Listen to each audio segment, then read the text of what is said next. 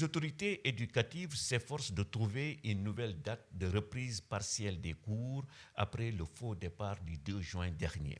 Selon le directeur de la communication et de la formation du ministère de l'Éducation nationale, Mohamedou Moustapha Diagne, le comité interministériel a soumis une nouvelle date au président Macky Sall. Mais avec l'installation de l'hivernage dans certaines régions du pays, la tâche ne sera point facile pour les autorités éducatives. L'opération Zéro abri provisoire étant encore loin d'être un succès. Beaucoup de propositions sont faites sur la place publique pour sauver l'année scolaire, mais la majorité d'entre elles ne prend pas en compte les conséquences pour les élèves d'une reprise des cours après 4 voire 5 mois de fermeture des classes.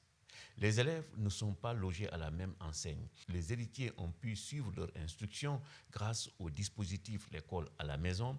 Ils ont certainement aussi des professeurs particuliers. Ils baignent dans un environnement propice à la quête du savoir et connaissent les rouages du métier d'élève. Pour eux, reprendre le chemin de l'école après 4 ou 5 mois de vacances forcées ne posera aucun problème. Ce ne sera certainement pas le cas pour ceux qui ont décroché, ceux qui n'ont pas ouvert un livre depuis plusieurs mois, ceux qui n'ont pas un accès Internet pour apprendre en ligne, ceux qui, faute d'un entraînement régulier pendant ces 4 mois, ont presque tout oublié de ce qu'ils ont appris lors des 2 premiers trimestres.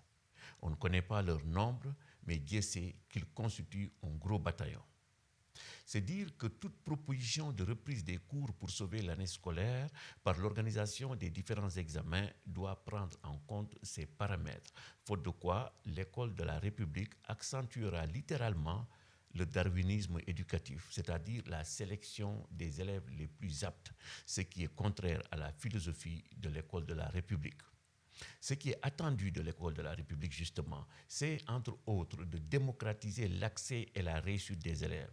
C'est la raison pour laquelle l'État s'efforce de construire des classes dans les coins et les recoins du pays et les enseignants différencient leur enseignement pour permettre à chaque élève, en fonction de son rythme, de réussir. Ma conviction est donc qu'après un décrochage de 4 mois, beaucoup d'élèves ne pourront pas, en seulement quelques mois de cours, se mettre à niveau, acquérir de nouvelles compétences et être prêts pour leur examen respectif.